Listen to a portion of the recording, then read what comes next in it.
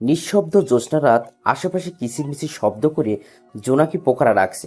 চারিদিকে হিমেল হাওয়ায় গতিবেগ পরিবর্তন লাগছে। পরিবেশটা মন্দ না।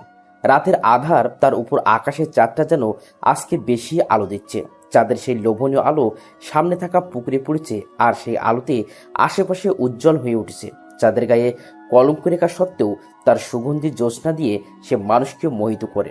তার আলো সম্পাতে কোনো কলঙ্ক নেই। চন্দ্র সমস্ত বিশ্বে ছড়িয়ে দেয় তার নির্মল জ্যোৎস্নাধারা। বিশ্বে আলো ছড়িয়ে দেওয়াতেই তার আনন্দ। পরিবেশটা মন দিয়ে অনুভব করছে, আর এক মনে একটার পর একটা সিগারেট শেষ করছে রাফি। বছরের একটা দিনে রাফি শহরের বাইরে মনোমুগ্ধকর জায়গায় আসে। রাফির মনে অনেক দুঃখ, কিন্তু সে এটা প্রকাশ করতে পারে না। কার কাছে প্রকাশ করবে? কাছের কেউ তো রাফির নেই, সবাই অনেক দূরের পথযাত্রী। রাফি বছরে এই দিনে এখানে এসে নিজের সব কষ্টের অনুভূতি ত্যাগ করে অতীতের সেই ঘটনাগুলো যেন এখনো তার সামনে ভাসছে।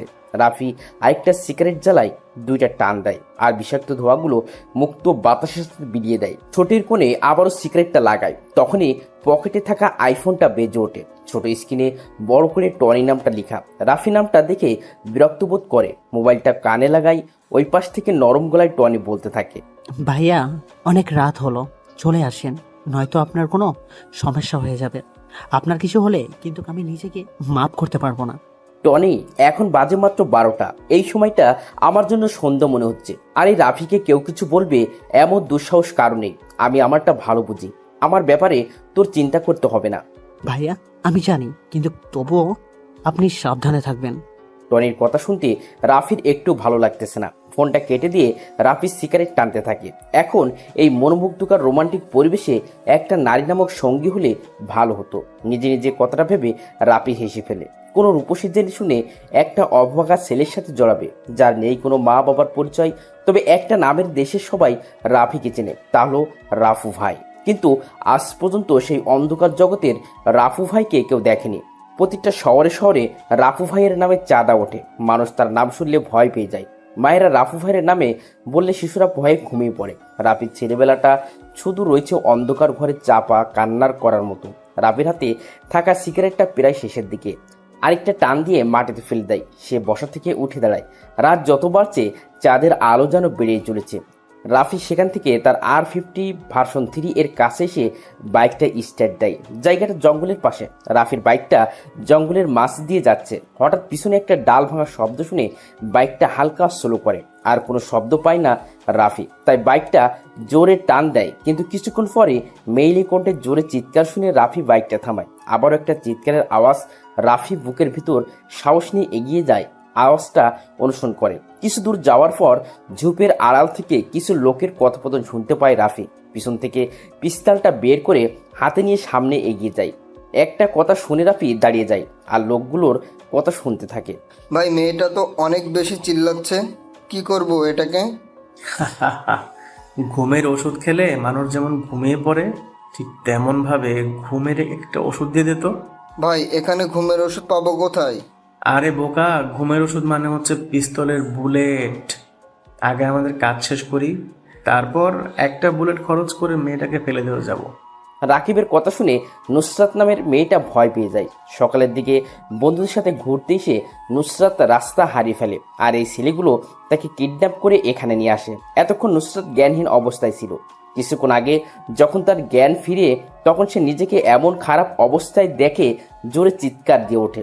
নুসরাত ঢাকার সবচেয়ে ধনী বিজনেসম্যানের একমাত্র মেয়ে। নুসরাতের বাবা তাকে অনেক ভালোবাসে, তাই তিনি নুসরাতের সকল প্রকার আবদার পূরণ করার চেষ্টা করে।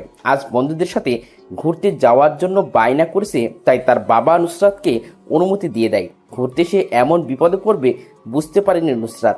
এমন আধার রাতে আবারও অবিচ্ছিন্ন ভয়ঙ্কর জঙ্গলের মধ্যে চারটা ছেলে নুসরাতের দিকে লোভনীয় দৃষ্টিতে তাকিয়ে আছে। হয়তো আজই তার এই পৃথিবীর শেষ দিন। এটা ভাবতেই নুসরাতের অজস্র ভয় মনের ভিতর ভর করে। নুসরাত সব আশা ছেড়ে দিয়ে নিজেকে বিলিয়ে দিতে প্রস্তুত হয়ে আছে। সে জানে এই গহীন অন্ধকার জঙ্গলে তাকে রক্ষা বা বাঁচানোর মতো কেউ নেই। হঠাৎ একটা ছেলে এসে নুসরাতের শরীরে হাত দেয়। নুসরাত কেঁপে ওঠে।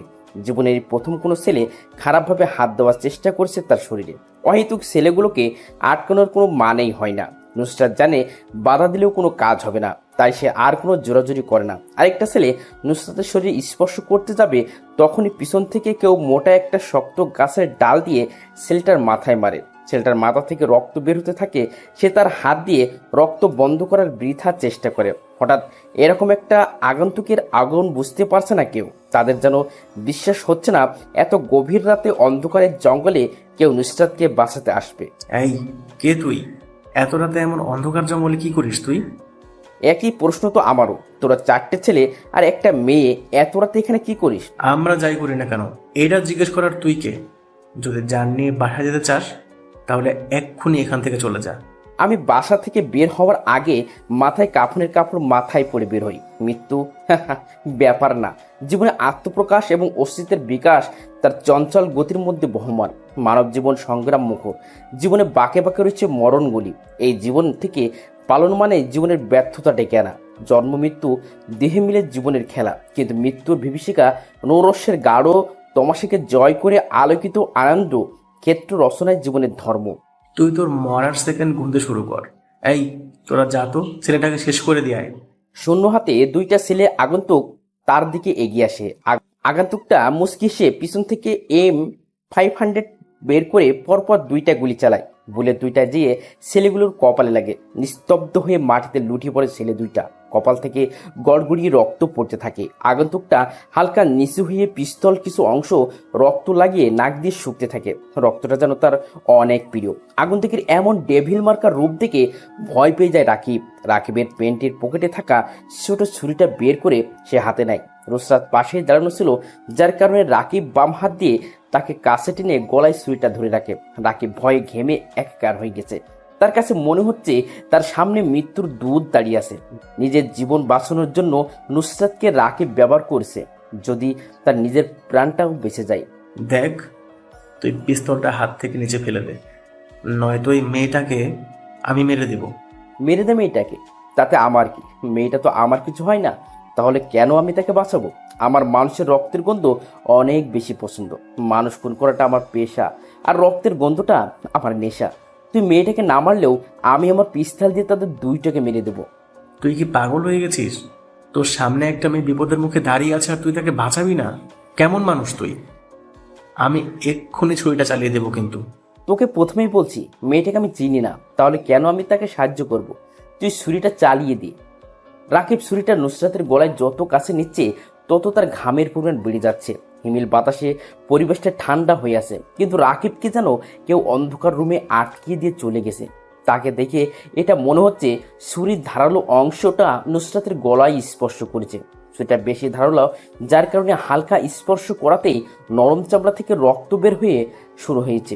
রাকিবের চোখের ফোকাসটা আগন্তুকটার ওপর, হাতটা যেন কন্ট্রোল হারিয়ে ফেলেছে। এবার বেশি দূর গতিতে রাকিব ছুরিটা নুসরাতের গলায় চালাবে, তখনই একটা বিদঘুটের শব্দ হয়। শব্দটা অগন্তুকের পিস্তল থেকে 2টা গুলি বের হওয়ার শব্দ। অতি দ্রুত গতিতে অগন্তুক গুলিটা চালায়। গুলিটা বের হওয়ার শব্দে আশেপাশে গাছে বসে থাকা পাখিগুলো উঠে যায় আকাশ পানে। 2টা বুলেটই দিয়ে রাকিবের কপালে লাগে। পিছনের দিকে চিত হয়ে পড়ে যায় রাকিব।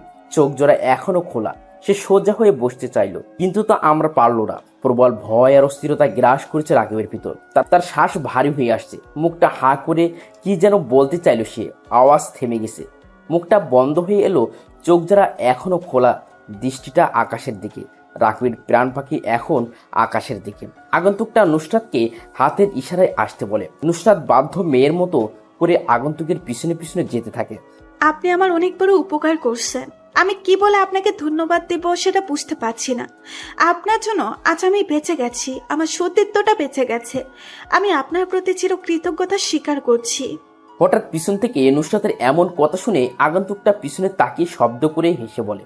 কর্তব্য পালনের মধ্যেই মানব জীবনের গুরুত্বপূর্ণ পরিচয় প্রকাশ পায়। জীবনের সকল কর্মকাণ্ডের মধ্যে কর্তব্যকে অগ্রাধিকার দিতে হয়। বিশ্বজগতের কিছু দায় দায়িত্ব সম্পাদনের জন্যই মানুষকে সৃষ্টি করা হয়েছে। মানুষ যতদিন পৃথিবীতে অবস্থান করবে ততদিন তাকে কর্তব্য পালন করতে হবে। কর্তব্যের কাছে ভাই বন্ধু কেউ নাই। আপনি আমার অনেক বড় উপকার করেছেন, যদি আরেকটা উপকার করে দিতেন। জি অবশ্যই, বলেন আর কি উপকার করতে পারি আপনার জন্য? আসলে আমি আমার কিছু ফ্রেন্ডদের সাথে ঘুরতে এসেছিলাম। রাস্তা ফুল করে অন্য রাস্তায় চলে আসি আমি। তখনই সে ছেলেগুলো আমাকে কিডন্যাপ করে এখানে নিয়ে চলে আসে। আপনি যদি আমাকে বাসায় যাওয়ার একটা ব্যবস্থা করে দিতেন। আগন্তুকটা নুসরাতকে নিয়ে রওনা দেয় তাদের গন্তব্যের উদ্দেশ্যে। আঁকাবাঁকা রাস্তা পাশ দিয়ে চলে গেছে হাওর। এমন নিশিরাতে দুইটা যুবক যুবতী একই বাইকে বসে আছে। কিছুক্ষণ আগেই তাদের দেখা, কিন্তু এখন মনে হচ্ছে তারা দুজন দুজনকে কত আগে থেকে চেনে। সকাল 8টা, রাফির ঘুম ভাঙে। কাল রাতে ভালো করে ঘুমাতে পারেনি রাফি। এখন সকাল সকালই টনি এসে রাফির ঘুমটা ভাঙিয়ে দেয়। বাসাটা অনেক পুরনো, কিন্তু ভিতর দেখলে মনে হয় না বাড়িটা এত পুরনো। দোতলায় বাসাতে রাফি, টনি আর কিছু কাজের লোক থাকে। নাস্তা করার জন্য রাফি নিচে এসে দেখে টনি আর কাজের লোকগুলো টেবিলে খাবার সাজিয়ে বসে দাঁড়িয়ে আছে। এটা তাদের প্রতিদিনের নিয়ম।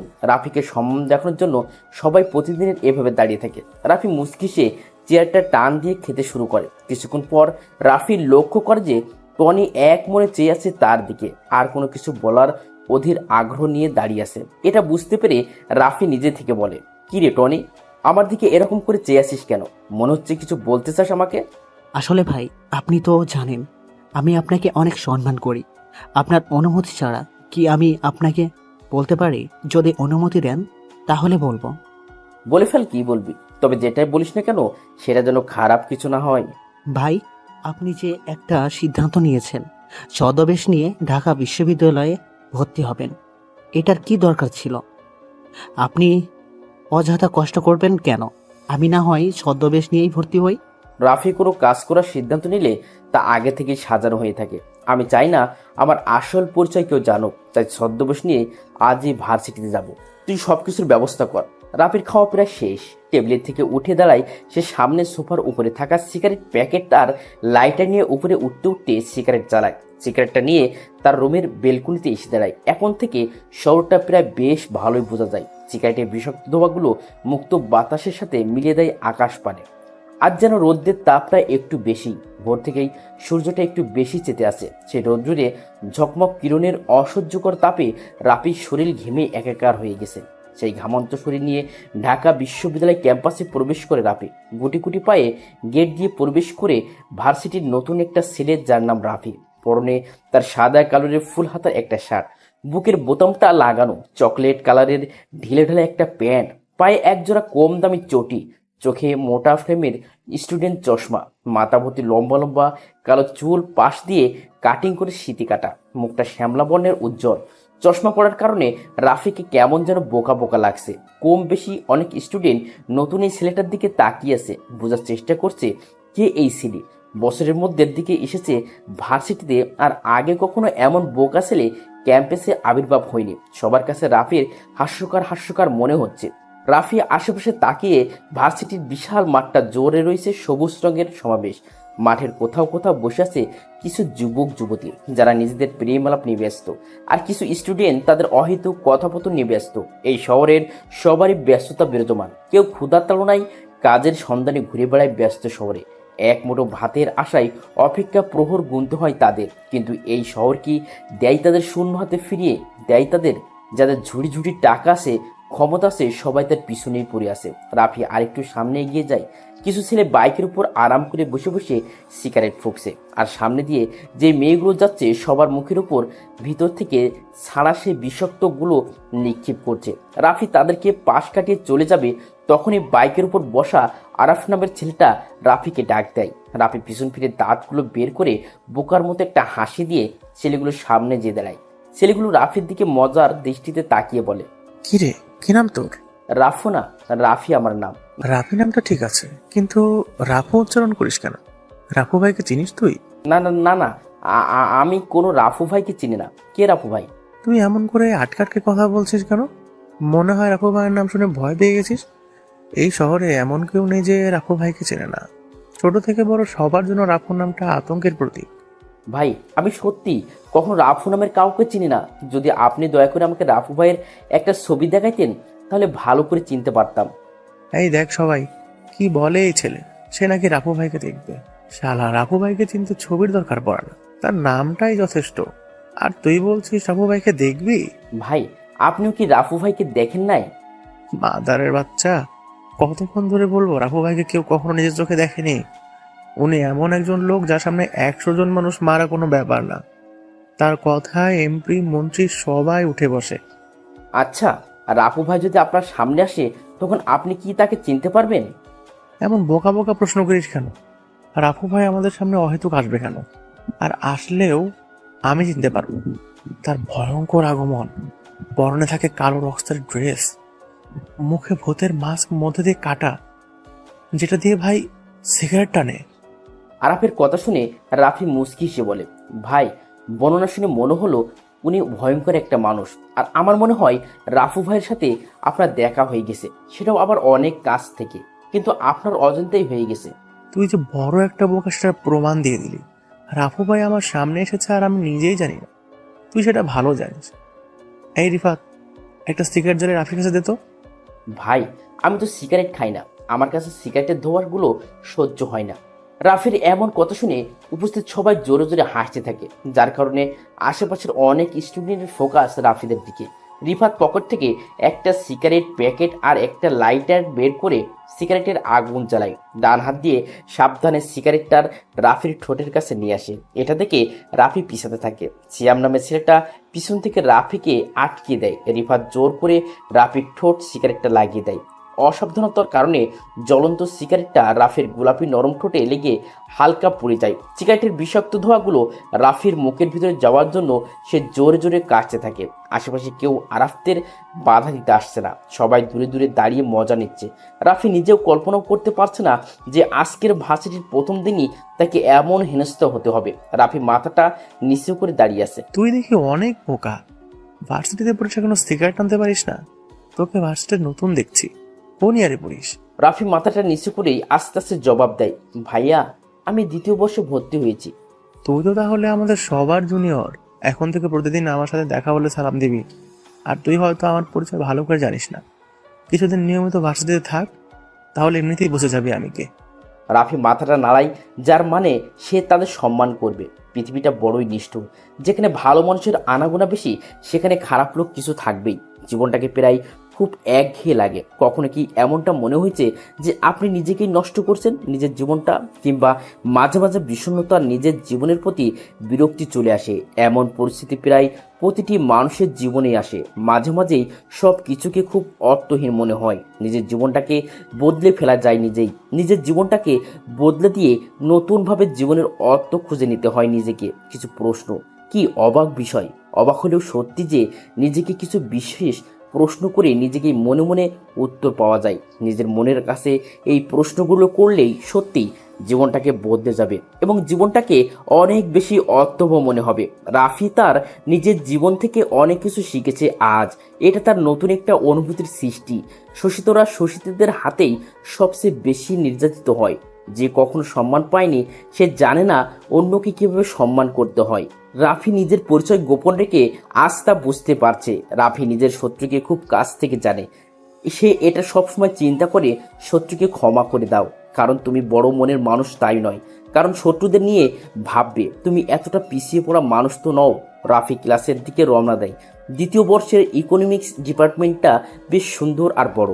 এখানেও ক্লাসে কোনো শিক্ষক প্রবেশ করেনি। রাফি ক্লাসে প্রবেশ করে সবাই অবাক দৃষ্টিতে তার দিকে তাকিয়ে আছে। এতক্ষণে সবাই বুঝে গেছে রাফি নামের এই বোকা ছেলেটা এই ক্লাসেরই স্টুডেন্ট। রাফি বুঝতে পারছে না কোথায় যেয়ে বসবে, কারণ কম বেশি সবাই ধনী পরিবারের সন্তান। রাফি যে একটা ছেলের পাশে বসে। এই ছেলে রাফি না, কি যেন নাম তোমার? তুমি আমার পাশে এসে বসছো কেন? পিছনে তো আরও সিট আছে, ওইগুলো যেয়ে বসো। ভাইয়া, আমি আপনার পাশে বসলে কি সমস্যা হয়? আর সামনে সিট থাকতে আমি পিছনে যেয়ে বসবো কেন? তুমি দেখছি অনেক বোকা, কিছু বোঝো না। আর তোমাকে দেখে বোকা বোকাই মনে হয়। তুমি আমার পাশে বসলে আমাকেও বোকা বোকা লাগবে। তোমার সাথে আমার কি যায় দেখো একবার। ভাইয়া, আমি তো নতুন, আপনার পাশেই বসি। বসতে পারো, একটা শর্তে। তুমি আরও দূরে যেয়ে বসো, আমার আশেপাশে যেন তোমাকে না দেখি। রাফি মাথা নাড়ায়।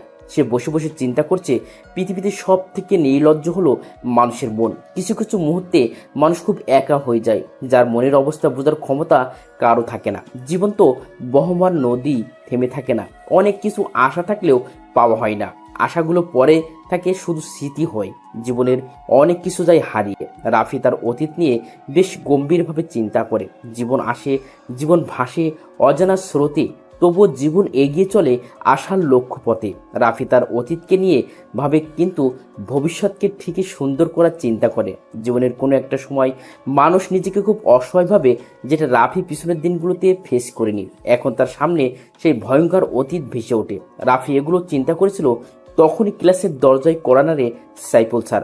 খুব সাহিত্য প্রেমিক তিনি, পড়ান কম, কিন্তু সাহিত্য গল্প বলেন বেশি। ছাড়ের পরনে একটা ফোল হাতার সাদা কালারের শার্ট, কালো প্যান্ট, চোখে পাওয়ারের চশমা, ক্লিন শেভ করা মুখ, কিন্তু নাকের নিচে বড় বড় হেস কাটা গোপের জন্য তাকে বেশ মানিয়েছে। সাইফুল স্যার চেয়ার টেনে বসে পড়ে। তিনি কিছু একটা ভেবে বলে, আজ তোমাদের সাথে আমি একটা নতুন গল্প শোনাবো, সবাই প্রস্তুত হও। সকল স্টুডেন্ট নিজের গুছিয়ে স্যারের দিকে মন দেয়। রাফিও তাদের মধ্যে একজন। স্যার এবার বলতে শুরু করে। কথাগুলো বলে থামে সাইফুল স্যার। ওনাকে দেখে মনে হচ্ছে বেশ হাঁপিয়ে উঠেছে।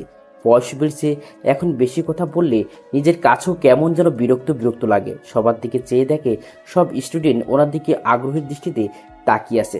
স্যার মুচকি এসে বলল, গল্পটা এখনো শেষ হয়নি। আজ আমি হাঁপিয়ে উঠেছি, কালকে পরেরটুকুই বলবো। কথাটা বলে তিনি আর থামেন না, বেরিয়ে যায় নিজের গন্তব্যে। সকাল থেকে ছিল সূর্যের প্রচণ্ড তেজ। দুপুরবেলা মাটিতে পা ফেলা যাচ্ছিল না। বাইরে তাকালে যেন চোখ ঝলসে যেতে চাইছিল। বিকেলের দিকে আকাশের হালকা কালো মেঘ জমতে শুরু করলো। সবাই বলা বলি করতে লাগলো এবার বৃষ্টি নামবে, কিন্তু বৃষ্টির জন্য প্রতীক্ষার অবসান আর হয় না। আবার আকাশ থেকে সরেও যায় না মেঘ। কি হবে বৃষ্টি, কি হবে? রাত বাজে 10টা। বাইরে ঝিরঝির করে বৃষ্টি পড়ছে। রিমঝিম রিমঝিম বৃষ্টির একটানা শব্দে মনে আচ্ছন্ন হয়ে যায়। গাছের শাখায় বাতাসের ঝাপটা কানে বাজে। রাফি কালো কালারের রেনকোটটা পরে বাইকের চাবিটা হাতে নেয়। 2 কদম এগিয়ে সামনের দিকে গেলে টনির সাথে দেখা হয় রাফির। টনি কালো কালারের একটা রেনকোট পরে দাঁড়িয়ে আছে। দেখে মনে হচ্ছে কারো অপেক্ষা করছিল দাঁড়িয়ে। রাফি ছোট ছোট চোখ করে টনির দিকে তাকিয়ে বলে, টনি, এখানে রেনকোট পরে দাঁড়িয়ে আসিস কেন? মনে হয় কারোর জন্য অপেক্ষা করছিলি। ভাই, আজকের রাতের মিশনের জন্য রেডি হয়ে আপনার জন্য অপেক্ষা করছি, চলে আসেন ভাই। আজকে আমি একাই মিশনে বের হব, কাউকে আশা লাগবে না। রেনকোটটা খুলে রেস্ট কর। ভাই, অন্তত পক্ষে আপনার সাথেই যাই। আপনার যদি কিছু হয়ে যায় তাহলে? রাফি তার বাম হাতটা হালকা উঁচু করে বলে, টনি, আমি বেশি কথা পছন্দ করি না। আমি জানি আমার কিছু হবে না, তবে শিয়ালের মতো 1000 বছর না বেঁচে সিংহের মতো একদিন বেঁচে থাকা ভালো। রাফি কথাটা বলে সামনের দিকে এগিয়ে যায়। টনিকে কোনো প্রকার কথা বলার সুযোগ না দিয়ে ব্ল্যাক কালারের বাইকে যেয়ে বসে রাফি। গন্তব্য এখন শহরের কিছু বিশৃঙ্খল সৃষ্টিকারী লোকের উদ্দেশ্যে। ওসমান শরীফ রাব্বি ঢাকার টপ মাফিয়া সালমানের অতি কাছের লোক। যত ধরনের মামলা আছে সবগুলো ওদের নামে করা, কিন্তু সালমানের ক্ষমতার কারণে কেউ কিছু বলতে পারে না। প্রতিদিন ওরা 3 জন মদ জুয়া খেলার জন্য পাশের বড় একটা ক্যাসিনোতে যায়।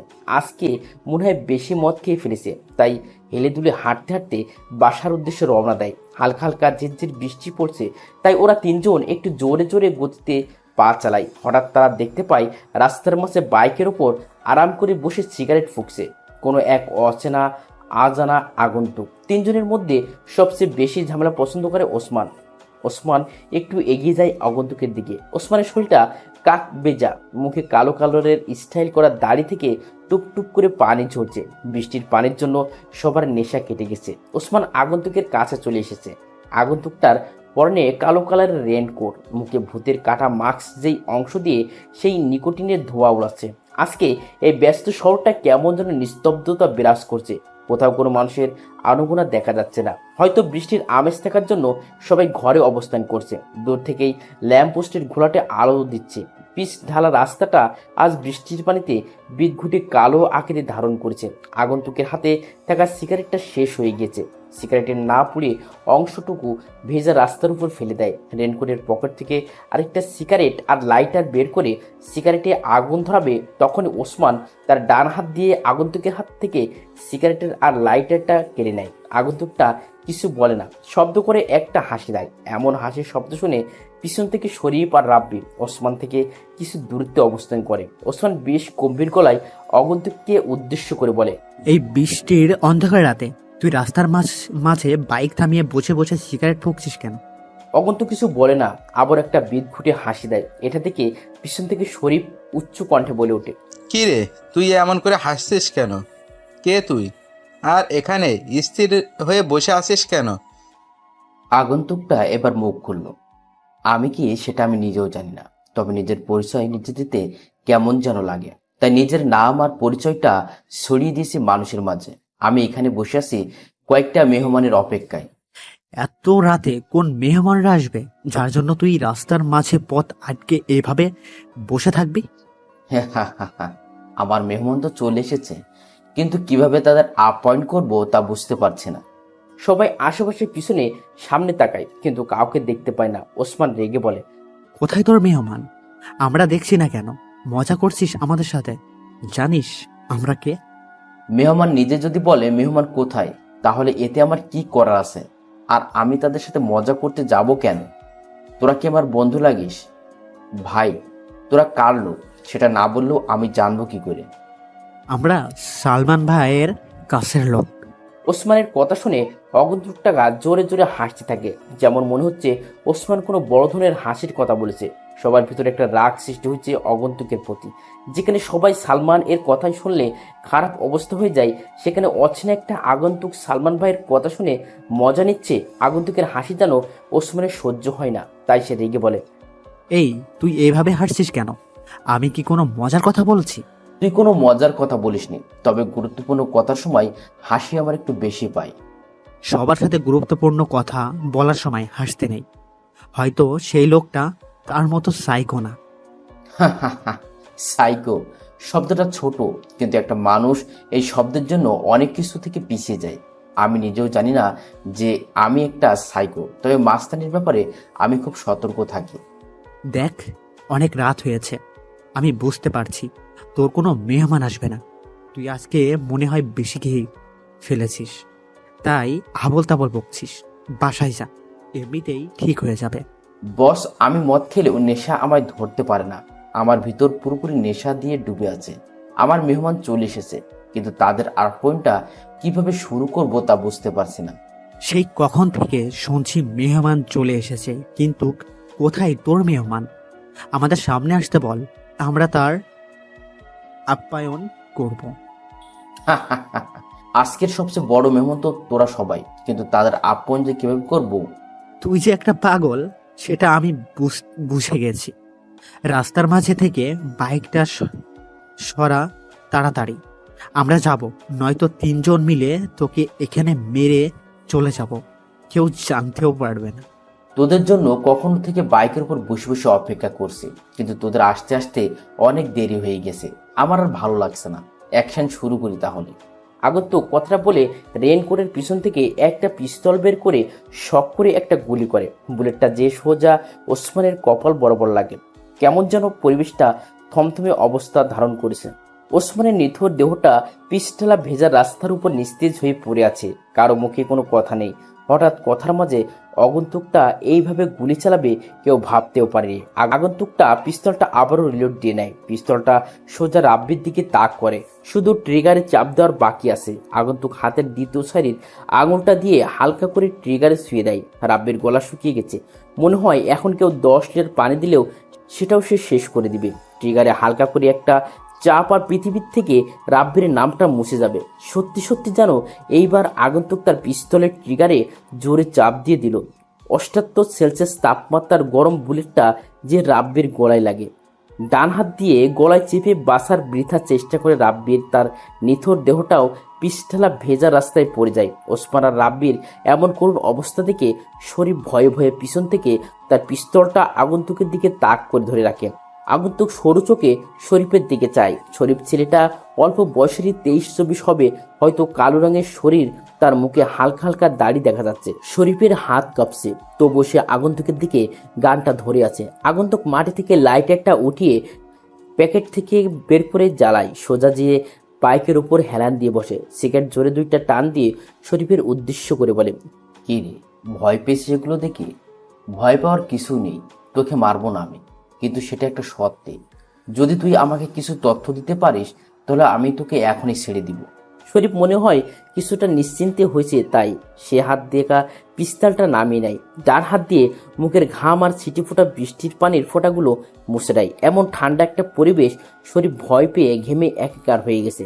ভয় কাতর গলায় শরীফ বলতে থাকে, ভাই, কি তথ্য জানতে চান আপনি? নিরীহ মানুষকে ভয় পেতে দেখলে আমার অনেক মজা লাগে, কিন্তু আজ প্রথমে কাউকে দেখে কেমন যেন মায়া লাগছে। তুই এখন আমাকে বল, সালমানকে আমি কোথায় পাবো? ভাই, আমি কিভাবে বলবো সালমান ভাই এখন কোথায় থাকে? আমি কিছু জানি না এই বিষয়ে। ওসমান সব সময় সালমান ভাই এর থেকে বেশি থাকতো। আমি তো তেমন কিছু ভালো করে জানি না, আমাকে ছেড়ে দেন প্লিজ ভাই। ছেড়ে দিব? সেই ভুলটা আমি আর করছি না। এই রাফি বেশি কথা আর বেশি প্রশ্ন করা পছন্দ করে না। আমি নিজে নিজে সালমানকে বের করব, তবে এখন তোকে বাসি রেখে আমার ঠিক হবে না। ভালো থাকিস ওপরে। আগন্তুক তার পিস্তলটা দিয়ে সোজা একটা গুলি করে। গরম বুলেটটা যেয়ে শরীফের কপালে লাগে, কপাল ফেটে তাজা রক্ত বের হতে থাকে। বৃষ্টির আমেজ আজকে শহরটা কেমন যেন নীরব হয়ে আসে। দূর থেকে ভেসে আসছে কিছু পাতি কুকুরের বিদঘুটে ডাক। হয়তো ওরা এতক্ষণে তাজা রক্তের গন্ধ পেয়ে গেছে, বৃষ্টি থাকার জন্য আসতে পারছে না। বৃষ্টির গতিবেগ বেড়ে চলেছে, ঝিরঝিরি থেকে এখন বড় বড় ফোঁটায় মুষলধারে বৃষ্টি পড়ছে। মাঝে মাঝে আবার জোরে জোরে বিদ্যুৎ চমকানোর বিকট শব্দে কেঁপে উঠছে শহরটা। জায়গাটা আগের মতোই থাকবে, তবে কাল সকাল থেকে এই জায়গায় মানুষ ভয়ে চলাচল করবে। জীবনটা এক যুদ্ধক্ষেত্রে চড়াই উচ্চাই থাকবেই। সবকিছু পেরিয়ে গেলে তবে তো জিত আসবেই। আগন্তুক শরীফে মৃতদেহের পাশে ছোট করে লেখে কিং এর রাফু ভাই। আগন্তুক সেখানে আর এক মুহূর্ত পর্যন্ত দাঁড়ায় না। বাইকটা স্টার্ট দিয়ে অন্ধকার রজনীতে তার গভীরতায় হারিয়ে যায়। সকাল প্রায় 8টার কাছাকাছি। রাফি ঘুম থেকে উঠে নিজে এসে সোফায় বসে পড়ে। টনি চায়ের কাপটা হাতে নিয়ে রাফির সামনে থাকা টি টেবিলের উপর রাখে। গরম চা থেকে বাষ্প হয়ে নির্বিচ্ছিন্ন ধোঁয়াগুলো উঠতে থাকে। দুজনের মধ্যে এক প্রকার নীরবতা বিরাজ করছে। তখনই টনি রাফিকে উদ্দেশ্য করে কথাটা বলে। টনির কথায় রাফি হাত থেকে চায়ের কাপটা টেবিলের উপর রেখে ছোট ছোট করে একটা মুচকি হাসি দেয়। সামনের দেওয়ালে ফিট করা 32 ইঞ্চি টিভিটা রিমোট দিয়ে অন করে। প্রথমেই খবর চ্যানেলটা ভেসে ওঠে। একজন মহিলা খবর পড়ছে। ব্রেকিং নিউজ, আজ সকালে বনের একটা পরিত্যক্ত গোডাউনের পাশে 3টা লাশ পাওয়া যায়। পুলিশ এখনো তাদের তদন্তের কাজ চালিয়ে যাচ্ছে। তবে পুলিশের একটাই বক্তব্য, বাংলাদেশের সবচেয়ে বড় মাফিয়া লিডার রাফু ভাই এই খুনটা করেছে। কিন্তু রাফু ভাই এই শহরে এসে 3জন লোক খুন করেছে, এটা কি সত্যি নাকি রাফু ভাই সেজে অন্য কেউ এই খুনগুলো করেছে? সবাই এখন জনগণের কাছে অপুষ্ট আর পুলিশের কাছে ধোঁয়াশা। এখন এই পর্যন্ত এতক্ষণ আমাদের সাথে থাকার জন্য ধন্যবাদ। টনি অবাক হয়ে তাকিয়ে আছে রাফির দিকে। টনির কাছেও কেমন যেন ধোঁয়াশা মনে হচ্ছে সবকিছু। রাফি চায়ের কাপে তার গোলাপি রঙের ঠোঁটটা লাগিয়ে আর একটু চুমুক দেয়। টনির দিকে তাকায়।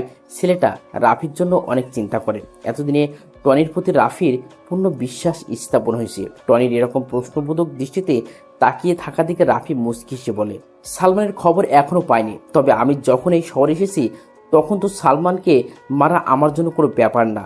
ভাই, টিভিতে যে দেখলাম আজ সকালে 3টা লাশ পাওয়া গেছে। খুনগুলো কি রাফু ভাই আপনি করেছেন নাকি অন্য কেউ করেছে? কালকের রাতের মিশনটা আমি একাই শেষ করছি, তবে মিশনে কাকে কাকে মেরেছি সেটা তোর কাছে ধোঁয়াশা হয়ে থাকলো। রাফি বসা থেকে উঠে দাঁড়ায়। টনিকে আর কিছু বলার সুযোগ না দিয়ে উপরে চলে যায়। টনি বসে বসে ভাবছে, রাফু ভাই কি সত্যি কালকে রাতের মিশনে সেই 3টা ছেলেকে মেরেছে নাকি তার নামধারী অন্য কেউ? চিন্তা চেতনা করতে করতে হয়তো উত্তরটা টনির কাছে বের হয়ে আসবে। করতে চায় না। শেষের দিকের ছোট একটা বেঞ্চে যে বসে সে। বেঞ্চটা জানালার পাশেই, যার কারণে বাইরে কি হচ্ছে সব কিছু স্পষ্টভাবে দেখা যাবে। রাফি জানালা দিয়ে বাইরের দিকে তাকায়। আকাশ আজকে সূর্যের তাপটা অনেক বেশি। কালকে বিকালে সেই অন্ধকার ভাবটা এখন কেটে গিয়ে নীল আর সাদা রং ধারণ করেছে। এই শহরে সবাই নিজের কাজে নিজেই ব্যস্ত। কেউ নিজের পরিবার চালাতে বেরিয়েছে কাজের উদ্দেশ্যে, আর কিছু ধনী ব্যক্তি অফিসের জন্য বিশাল বিশাল গাড়িতে চড়ে বসে আছে। রাফি এগুলো চিন্তা করছিল, তখনই ক্লাসে সাইফুল স্যার প্রবেশ করে। আজকে স্যারের মুখে তেমন কোনো হাসি উজ্জ্বল নেই। কেমন জানি উস্কু খুস্কু দেখা যাচ্ছে। মনে হয় কালকে রাতে ভালো মতো ঘুম হয়নি তার। সবাই লক্ষ্য করেছে বিষয়টা। রাফি নিজেও বুঝতে পারছে না কি এমন হলো এক রাতে যার কারণে স্যারের রাতের ঘুম হারাম হয়েছে। সাইফুল স্যার নিজের স্বাভাবিক করে ঠোঁটের কোণে একটা হাসির ঝলক রেখে সবের উদ্দেশ্য করে বলে, আজকে সেই গল্পের বাকি অংশটুকু শুনবে? সবাই নিজেকে স্বাভাবিক করে বসে পড়ো।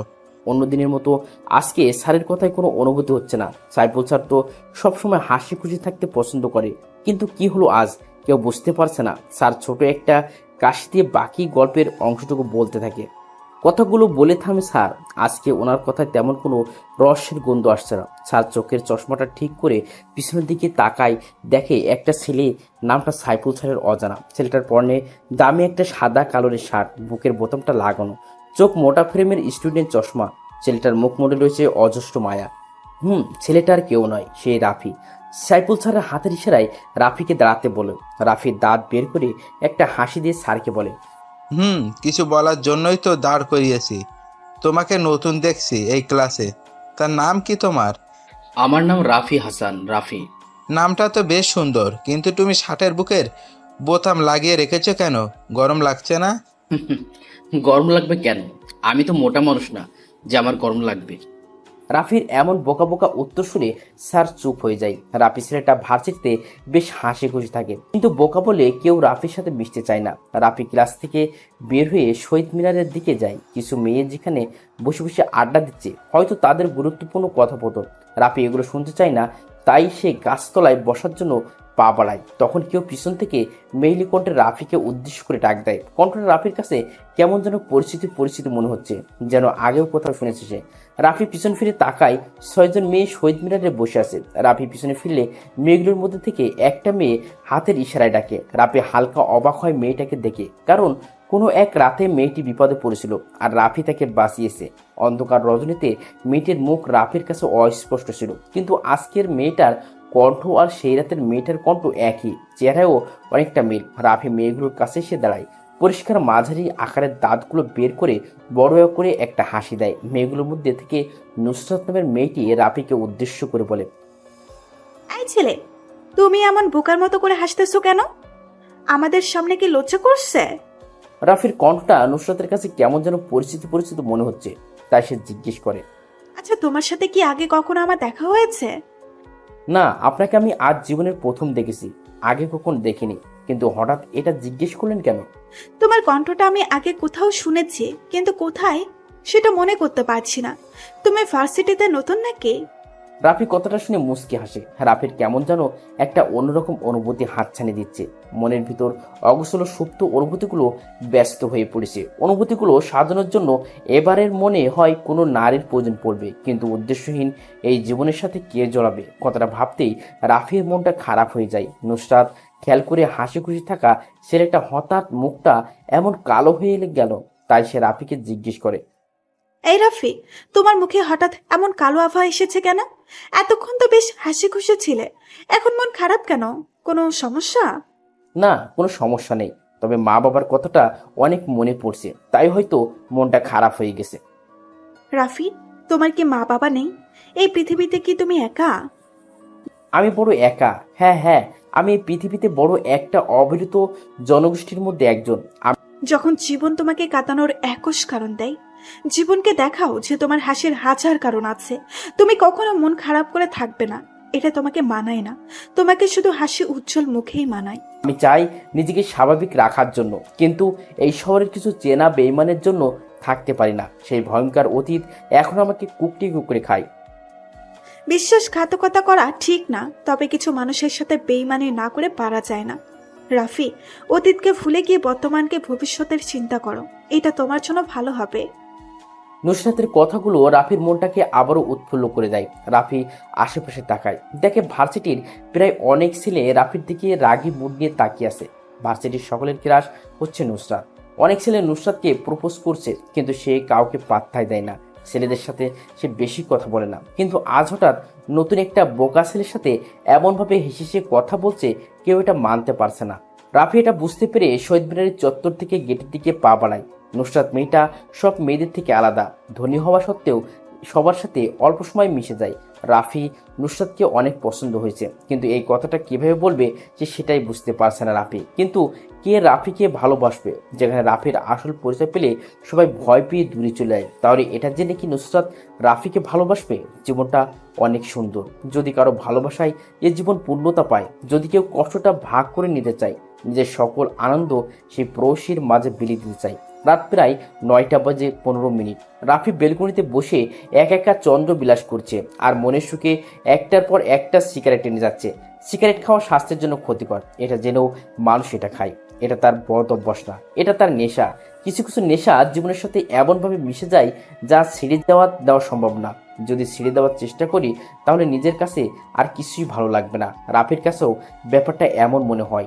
সে সিগারেট খাওয়াটা এনজয় করে, রাতের আকাশে চাঁদ দেখার মজাই আলাদা, কিন্তু একা একা চন্দ্রবিলাস করতে কেমন যেন অনুভূতিহীন লাগে। চন্দ্রবিলাস আর সিগারেট টানতে রাফি এমন ব্যস্ত যে টনি কখন এসে তার পাশে বসেছে সেটাও খেয়াল নেই তার।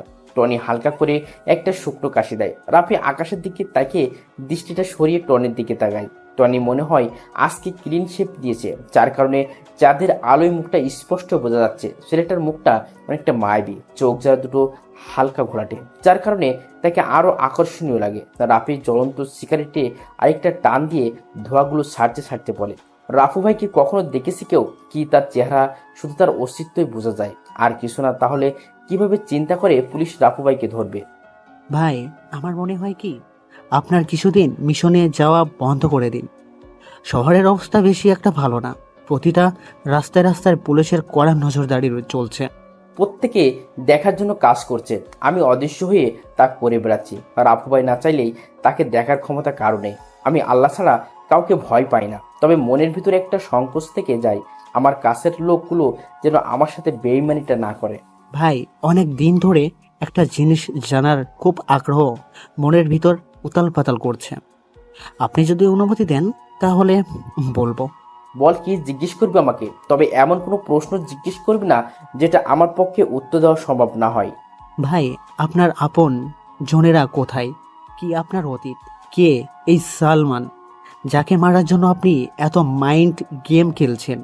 যেখানে আপনি একটা ফোন করলে সব ঝামেলা শেষ হয়ে যায়, সেখানে আপনি নিজেই সালমানকে খুঁজে বেড়াচ্ছেন। সব কিছু আজকে আমায় খুলে বলবেন। টনির এমন প্রশ্ন শুনে কিছুক্ষণের জন্য নিস্তব্ধ হয়ে যায় রাফি। টনির মুখে আজ পর্যন্ত এমন কথা শুনেনি রাফি, কিন্তু আজ হঠাৎ নতুন করে এমন একটা প্রশ্ন করে ফেলবে ভাবতেই পারছে না রাফি।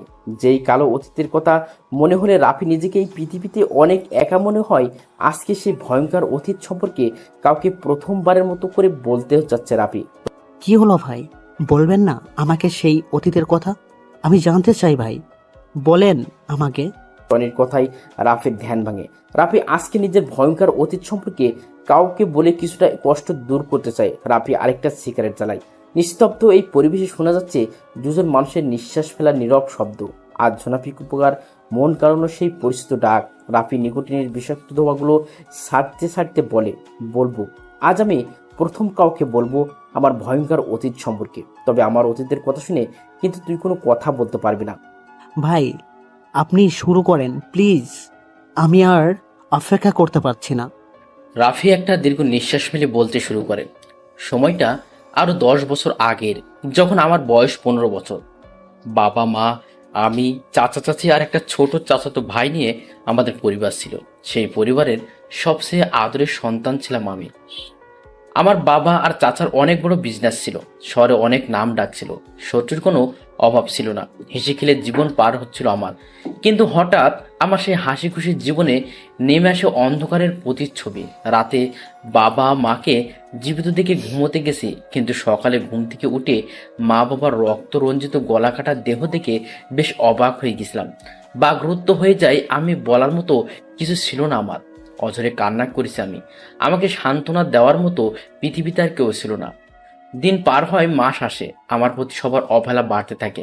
চাচা চাচির মাথার বোঝা হয়ে গেলাম আমি। কেউ আগের মতো আদর করে না আমায়। খেয়েছি নাকি খালি পেটে আসি জানার চেষ্টাও করে না কেউ।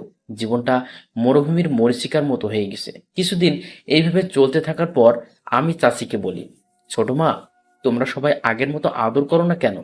আমার সাথে তেমন ভালো করে কথাও বলো না কেন? কি বলবো তোর সাথে?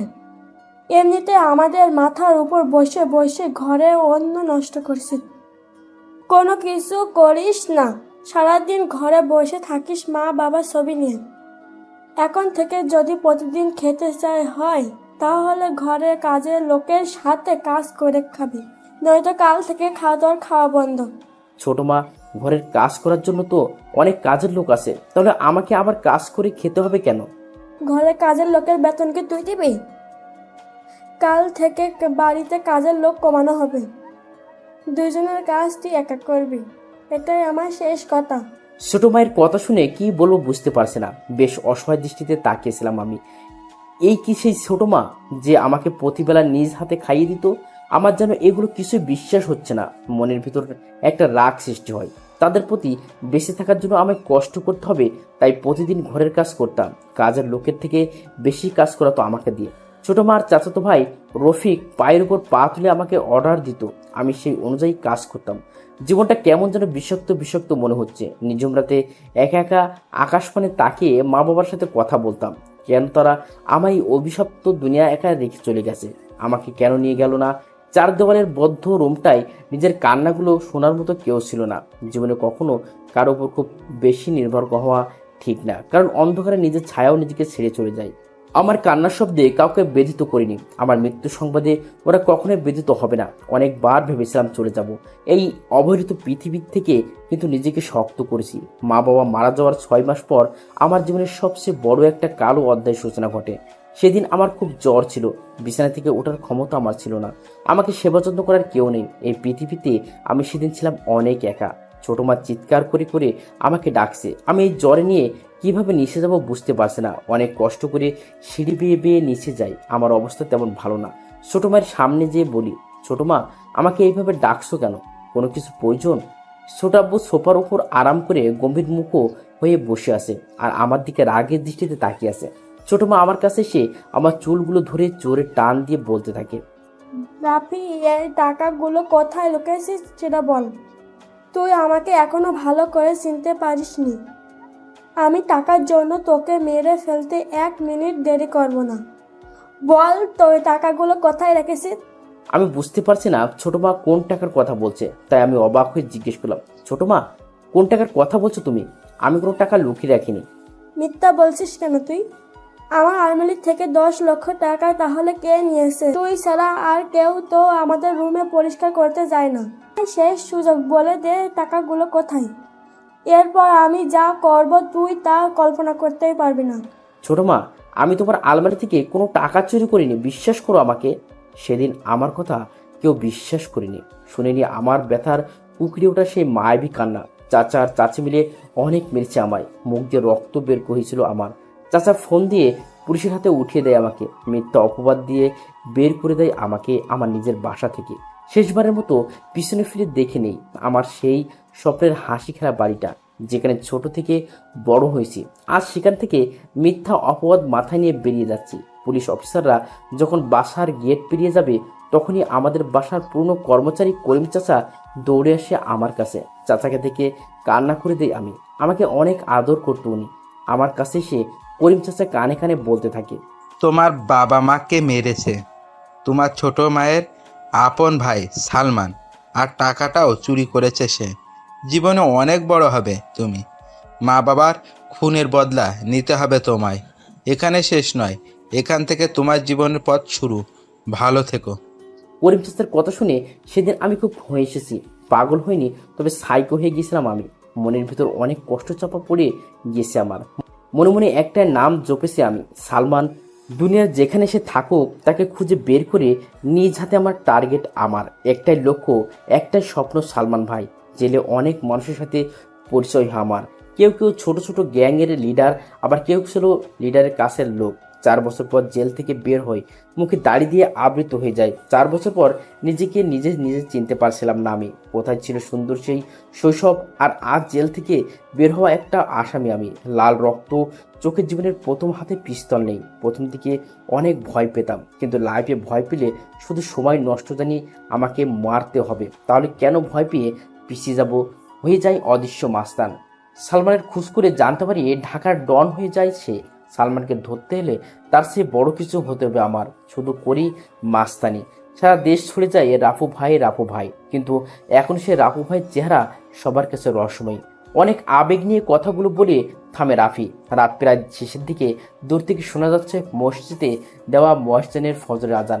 আজকে রাফি মসজিদে যাবে। অনেকদিন যাবৎ নামাজ পড়া হয় না তার। শরীর থেকে শার্টটা খুলে কালো একটা পাঞ্জাবি পরে নেয় সে। মাথায় টুপিটা লাগিয়ে রওনা দেয় মসজিদের উদ্দেশ্যে। মিমের কথা শুনে সবাই ক্যাম্পাসের গেটের দিকে তাকায়। একটা সুদর্শন যুবক ক্যাম্পাসে প্রবেশ করছে। পরনে তার কালো কালারের শার্ট আগের মতো করে বুকের বোতামটা লাগানো না, স্টাইল জিন্স, চোখের চশমাটা বদলে গেছে, আগেরটা মতো মোটা ফ্রেম না, কম বেশি অনেক রাফির দিকে তাকিয়ে আছে। আজ হঠাৎ করে এমন করে বোকা ছেলেটা সবাইকে অবাক করে দিবে ভাবতেও পারছে না কেউ। রাফি নুসরাতদের দেখেও না দেখার ভান করে প্যান্টের পকেটে হাত দিয়ে চলে যাচ্ছে। তখনই নুসরাত রাফিকে ডাক দেয়। রাফি যেন এই ডাকেরই অপেক্ষা করছিল। আজ মূলত সে হালকা করে গেট আপ চেঞ্জ করেছে নুসরাতের জন্যই।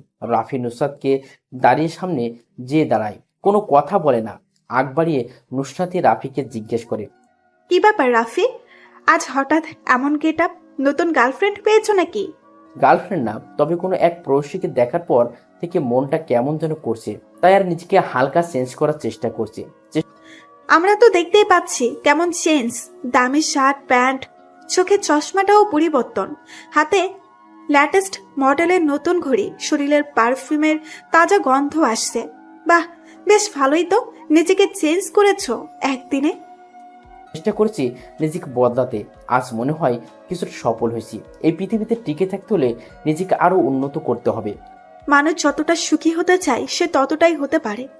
সুখের কোনো পরিসীমা নেই, ইচ্ছে করলেই সুখকে আমরা আকাশ অফিসারি করে তুলতে পারি। এখন এটা বলো যে তোমার গার্লফ্রেন্ডকে, আর সে কি এই ভার্সিটিতেই পড়ে নাকি অন্য কোথাও? আমাদের সাথে পরিচয় করিয়ে দেবে কখন? কথাটা শুনে রাফি নুসরাতের কাছে যায়। রাফির শরীরে দেওয়া মারাত্মক পারফিউমের ঘ্রাণ নুসরাতকে কেমন যেন আকর্ষণ করছে। রাফি আরেকটু কাছে যেয়ে নুসরাতের কানে কানে যেয়ে বলে, অনুরোধ নয়, তবে অনুরাগে বলছি, আজ বিকেল 4টায় তোমার জন্য অপেক্ষা করব ধানমন্ডির লেকের পারে। আমি জানি তুমি আসবে, তোমার সাথে নতুন কাউকে পরিচয় করিয়ে দেবো, তবে শুধু তোমার একারই দাওয়াত রইল, অন্য কারো নয়। কথাটা বলে সেখানে আর না, কারণ সে জানে এখন দাঁড়ালেই নুসরাতের সামনে অনেক প্রশ্নের উত্তর দিতে হবে। অপেক্ষা সে বিকেল 4টা, কখন সেই সময়টা আসবে? সময়টা বিকেল 3:40। রাফি আয়নার সামনে দাঁড়িয়ে নিজেকে গুছানোর চেষ্টা করছে। রাফি আজ একটা নীল রঙের পাঞ্জাবি পরেছে, তার সাথে কালো জিন্স, চোখে স্টাইল চশমা, হাতে লেটেস্ট মডেল রোলেক্স ঘড়ি, মাতাল করা পারফিউম, চুলগুলো আজকেই কেটে এসেছে, মুখে তেমন দাড়ি বোঝা যাচ্ছে না। নিজেকে আয়নায় দেখে নিজেই চিনতে পারছে না, মনে হয় কোনো রোমান্টিক শহরের নায়ক সে। টেবিলের উপরে থাকা বাইকের চাবিটা ডান হাত দিয়ে ঝাঁকাতে ঝাঁকাতে সিঁড়ি বেয়ে নিচে নামে। প্রথমেই টনির সাথে দেখা হয় রাফির। টনি কেমন অচেনা দৃষ্টিতে তাকিয়েছে রাফির দিকে। টনির চাহনিতে বোঝা যাচ্ছে সে মনে হচ্ছে কোনো ফিল্মের স্টারকে দেখছে। রাফি টনির দিকে তাকায় আর তার গোলাপি রঙের ঠোঁট দিয়ে শীষ বাজাতে থাকে। টনি এসে রাফির সামনে দাঁড়ায়, নিঃশব্দে পা থেকে মাথা অব্দি স্কিন করে সে। টনি বুঝতে পারছে না যে হঠাৎ একটা ছেলের এমন করে সাজার কি কারণ থাকতে পারে, তাই সে রাফিকে জিজ্ঞেস করে, ভাই, দেখে মনে হচ্ছে কোথাও যাবেন, কিন্তু এমনভাবে সেজেগুজে কোথায় যাচ্ছেন? রাফি নিঃশব্দে হাসে। সেই হাসিতে লেগে আছে অনেক বছর অপেক্ষা করার পর কোনো কিছু পাওয়ার উত্তেজনা। রাফি টনির প্রশ্নে উত্তরে বলে, যাচ্ছি কোনো এক প্রবাসীকে নিজের আবেগময় শহরে আমন্ত্রণ জানানোর জন্য। কিন্তু ভাইকে, সে অচেনা প্রেয়সী যার জন্য আজ এত বছর নিজের সমাপ্তি অনুভূতির শহরে তাকে জানান দিচ্ছেন। সময় হলে সবকিছু জানতে পারবি। আমি না বলা পর্যন্ত কোনো বেশি কথা আমি পছন্দ করি না, সেটা তুমি ভালো করেই জানিস। ভাই, রাস্তায় যদি কোনো ঝামেলা হয় তাহলে সাথে সাথে আমাকে ডাকবেন, আমি চলে আসবো। কিন্তু আপনি কোনো ঝামেলা করলেই ফেঁসে যাওয়ার ভয় বেশি। রাফি যদি নিজের ইচ্ছায় ধরা না দেয়, তাহলে পৃথিবীতে এমন কোনো পুলিশ নেই, এখন জন্ম নেয়নি, যে কিনা আমাকে ধরে থানায় নিয়ে যাবে। টনি কিছু বলতে যাবে, কিন্তু তার বলতে পারে না। এর আগেই রাফি সেই জায়গাটা ত্যাগ করে। ধানমন্ডির এই রাস্তাটা আজ বেশ ফাঁকা। কিছুক্ষণ পর পর 2-3টা গাড়ি দ্রুত গতিতে যাচ্ছে। দেখে মনে হয় তাদের কোনো গুরুত্বপূর্ণ কাজ ফেলে এসেছে। যদি এটা এখন না করে তাহলে সবকিছু শেষ হয়ে যাবে এমন অবস্থা। কিন্তু কিছুই শেষ হবে না, না হয়তো কিছু সময় নষ্ট হতে পারে। ওরা এটা বুঝে না যে এত দূর গতিতে গাড়ি চালালে ভীষণ ঝুঁকি, কোনো বড় ধরনের দুর্ঘটনার শিকার হতে পারে। রাফি ফাঁকা রাস্তা পেয়ে একটু জোরে বাইকটা চালাচ্ছে। বিকেলে ধানমন্ডির এই লেকের পাড়ে অনেক কাপড়রা ঘুরতে আসে। রাফির আজ এটা প্রথম অভিযান, বলতে গেলে নতুন কোনো অনুভূতির প্রকাশ করতে যাচ্ছে। কিন্তু নুসরাত কি মেনে নিবে রাফিকে? কোনো ঘটনা ঘটার আগেই তো নিয়ে ভাবতে নেই, পরে দেখা গেছে সবকিছু নিজের কাছে ঘুলিয়ে যাচ্ছে। বর্তমানকে উপেক্ষা করে ভবিষ্যৎকে নিয়ে বেশি চিন্তা করা ঠিক না। নুসরাত একটা বেঞ্চের উপর বসে আছে, পরনে তার কালো কালারের একটা শাড়ি, হাতে কিছু রঙিন চুড়ি সমাহার, মুখে কোনো কৃত্রিম মেকআপ করা নেই। এমনিতে নুসরাতকে বেশ সুন্দর লাগে। মাথার চুলগুলো বাঁধা অবস্থায় না থাকলে তাকে যেন আরও মোহনীয় লাগতো। রাফি নুসরাতের সামনে এসে বাইক কষে ব্রেক করে।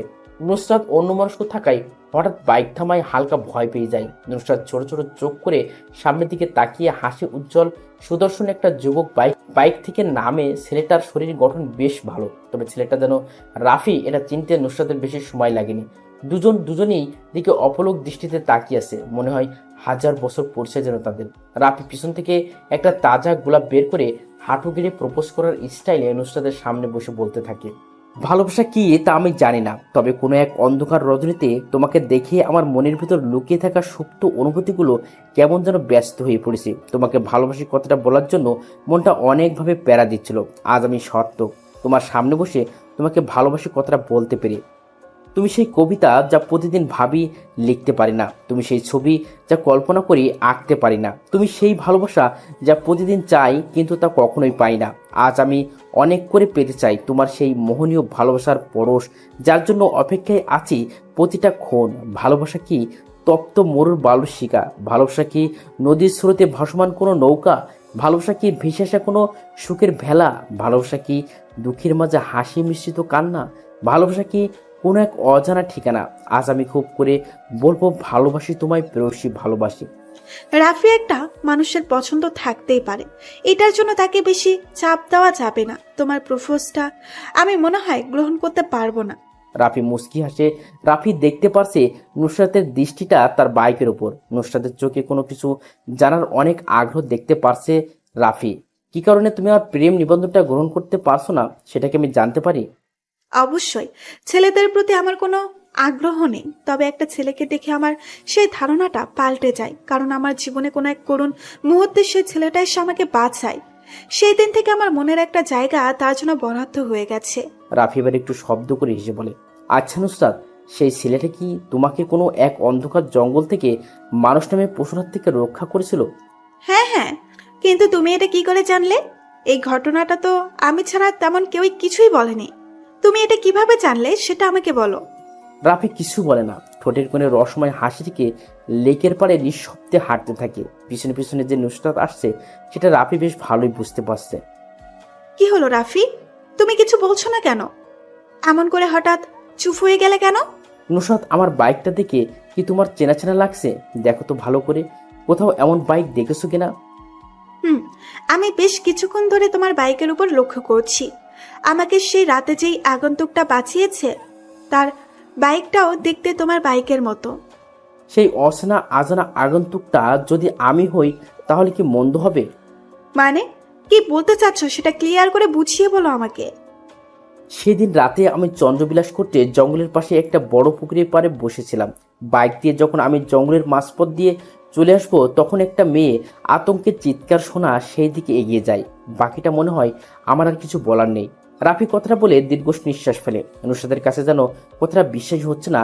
খুশিতে আত্মরা হয়ে গেছে সে। অনেকদিন ধরে খোঁজ করা সে রাজকুমারকে পেয়ে গেছে। নুসরাত যেয়ে রাফিকে পিছন দিয়ে আঁকড়ে ধরে। রাফি পিছন ফিরে তাকায়, নিজের কাছেও বিশ্বাস হচ্ছে না নুসরাত তাকে জড়িয়ে ধরে আছে। এই শহর রাফিকে আজ অনেক বড় একটা উপহার দিয়েছে। অবিরত শহর তাকে পৃথিবীতে বাঁচার জন্য একটা অক্সিজেনের ব্যবস্থা করে দিয়েছে। আজ রাফি অনেক খুশি। এলোমেলো জীবনটা কে গুছানোর সময় চলে এসেছে। নুসরাত কে বাইকের পিছনে বসিয়ে বাইকটা স্টার্ট দেয়। আজ ওরা দুজন এই ব্যস্ত শহরটাকে মাখিয়ে দিবে তাদের ভালোবাসার রং দিয়ে। সময় রাত 10টার কাছাকাছি। সালমান নিজের আস্তানায় অবস্থান করেছে। পায়ের ওপর পাতুলের সোফায় বসে সিগারেট টানছে সে। অনেক চিন্তার হ্রাস করেছে তাকে। রাফু ভাই শহরে আগমন করছে, এটাই তার বড় চিন্তা। রাফু ভাই যে কতটা ভয়ঙ্কর সেটা সম্পর্কে সালমানের ভালোই ধারণা আছে। সালমান বসে বসে যখনই এগুলো চিন্তা করছিল তখন রাহাত সামনে এসে দাঁড়ায় আর বলতে থাকে, ভাই, সেদিন ওসমান শরীফ আর রাব্বিকে রাফু ভাই নিজ হাতে খুন করেছে। এখন তার সবচেয়ে বড় টার্গেট হলো আপনি।